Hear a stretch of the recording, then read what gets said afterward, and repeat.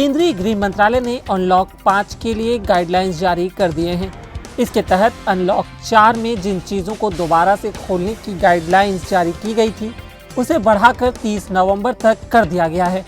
बता दें कि अनलॉक 4 के लिए 30 सितंबर को गाइडलाइन जारी किए गए थे। गृह मंत्रालय ने कहा कि कंटेनमेंट जोन में 30 नवंबर तक लॉकडाउन जारी रहेगा। व्यक्ति और सामानों के अंतर्राज्यीय और एक से दूसरे राज्य में आवागमन पर कोई प्रतिबंध नहीं होगा। इसके लिए किसी भी तरह के परमिट की जरूरत नहीं होगी। बता दें कि आज देश में 3 महीने बाद पहली बार एक दिन में कोविड-19 के नए मामले 40,000 से कम सामने आए हैं। विधानसभा के विशेष सत्र में कृषि मंत्री रविंद्र चौबे ने कृषि उपज मंडी संशोधन विधेयक पेश किया। विधेयक पर चर्चा के दौरान मुख्यमंत्री भूपेश बघेल ने कहा कि हम केंद्र के कानून को छू नहीं रहे। हम अपने राज्य के किसानों को सुरक्षित रखना चाहते हैं। हम यह चाहते हैं कि राज्य का किसान व्यापारियों से ठगाए नहीं। हम इसलिए कानून बनाना चाहते हैं। उन्होंने कहा कि यह संशोधन शुरुआत है। यदि आगे और भी जरूरी हुआ तो हम और भी संशोधन लाएंगे।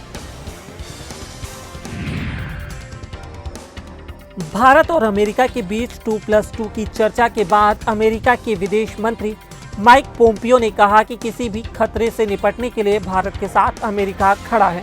तो वहीं चीन पर निशाना साधते हुए उन्होंने कहा कि हमारे नेता और नागरिक साफ तौर पर देखते हैं कि चीनी कम्युनिस्ट पार्टी की लोकतंत्र, कानून के शासन और पारदर्शिता से कोई दोस्ती नहीं है।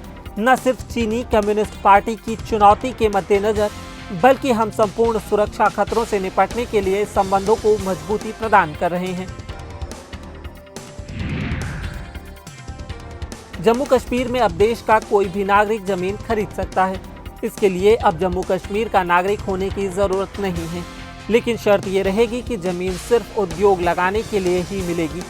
बता दें कि पहले जम्मू कश्मीर में सिर्फ स्थानीय लोग ही जमीन की खरीदी बिक्री कर सकते थे।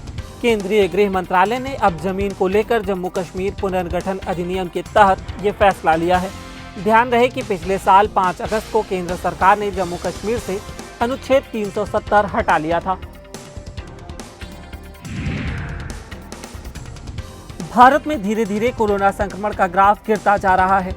देश में पिछले 24 घंटों में कोरोना के 36,000 से ज्यादा नए मामले सामने आए हैं। नए मामलों के साथ कुल संक्रमितों की संख्या बढ़कर 79,46,000 के पार पहुंच गई है। बता दें कि पिछले दिनों के मुकाबले संक्रमितों की संख्या में 27,000 की गिरावट दर्ज की गई है। इसके साथ ही सक्रिय मामलों की संख्या 6 लाख से अधिक हो गई है। तो वहीं इलाज और होम आइसोलेशन के बाद 63,000 मरीज ठीक हुए हैं। ध्यान रहे कि अब तक देश में 72 लाख से अधिक मरीज स्वस्थ हो चुके हैं। छत्तीसगढ़ में कोरोना वायरस का फैलाव धीमा होता जा रहा है। प्रदेश में एक दिन में 1000 नए संक्रमितों की पहचान की गई है। वहीं अस्पताल और होम आइसोलेशन से करीब 2500 मरीज डिस्चार्ज किए जा चुके हैं। प्रदेश में कोरोना का संक्रमण बढ़कर 1 लाख से अधिक हो गया है, जिसमें 1,53,000 से ज्यादा मरीज डिस्चार्ज किए गए हैं। तो वहीं एक्टिव केस की संख्या 22,000 के पार हो गई है। साथ ही मरने वालों का आंकड़ा भी बढ़कर 1,800 के पार हो गया है।